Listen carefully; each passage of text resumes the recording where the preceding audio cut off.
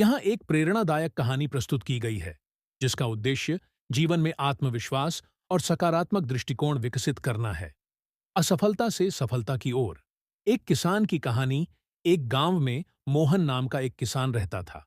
वह मेहनती और ईमानदार था, लेकिन किसी न किसी कारणवश उसकी मेहनत का फल उसे कभी नहीं मिलता था।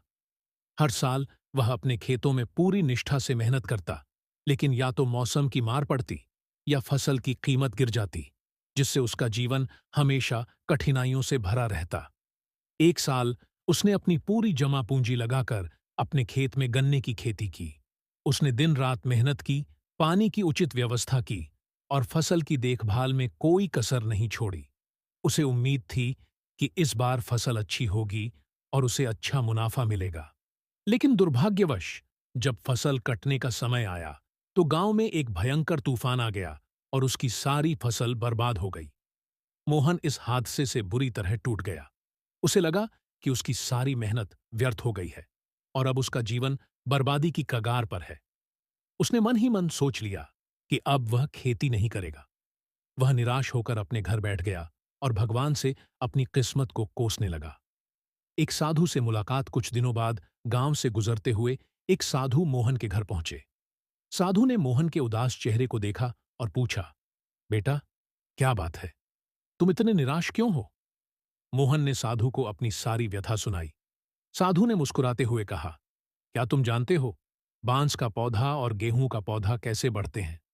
मोहन ने आश्चर्य से कहा, नहीं महाराज। साधु ने समझाया, जब हम गेहूं का बीज बोते हैं तो कुछ ही दिनों में अंकुर निकल आते हैं और कुछ महीनों में फसल तैयार हो जाती है। लेकिन बांस का पौधा अलग होता है। जब हम उसका बीज बोते हैं तो पहले साल उसमें कोई अंकुर नहीं निकलता। दूसरा साल भी वैसा ही बीतता है। तीसरे, चौथे और पांचवें साल तक भी जमीन से कुछ नहीं निकलता। लेकिन पांचवें साल के अंत में वह अचानक तेजी से बढ़ने लगता है और कुछ ही हफ्तों में 80 से 90 फीट ऊंचा हो जाता है। साधु ने गहरी बात कही, तुम्हारी मेहनत भी बांस के पौधे जैसी है। अभी तुम जो प्रयास कर रहे हो उसका फल भले ही तुरंत नहीं दिख रहा हो, लेकिन सही समय आने पर तुम्हें अवश्य सफलता मिलेगी।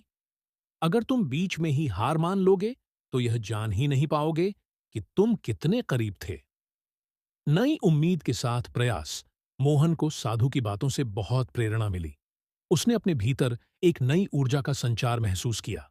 उसने निश्चय किया कि वह हार नहीं मानेगा और फिर से खेती करेगा। अगले सीजन में उसने अपनी बाकी बची पूंजी लगाकर धैर्य और उम्मीद के साथ खेती शुरू की।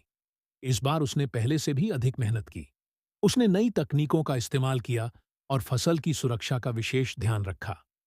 समय बीता और इस बार किस्मत ने भी उसका साथ दिया। फसल न केवल अच्छी हुई, बल्कि बाजार में उसकी कीमत भी बहुत अच्छी मिली।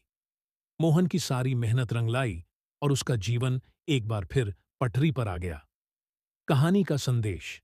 इस कहानी से हमें यह सीखने को मिलता है कि असफलता चाहे जितनी भी बड़ी क्यों न हो, हमें अपने प्रयासों को छोड़ना नहीं चाहिए। जीवन में कई बार सफलता देर से मिलती है, लेकिन निरंतर परिश्रम और विश्वास के साथ हम किसी भी कठिनाई को पार कर सकते हैं। जैसे बांस का पौधा 5 साल बाद तेजी से बढ़ता है, वैसे ही हमारा भी समय आएगा। बस हमें धैर्य और आत्मविश्वास के साथ प्रयास करते रहना चाहिए।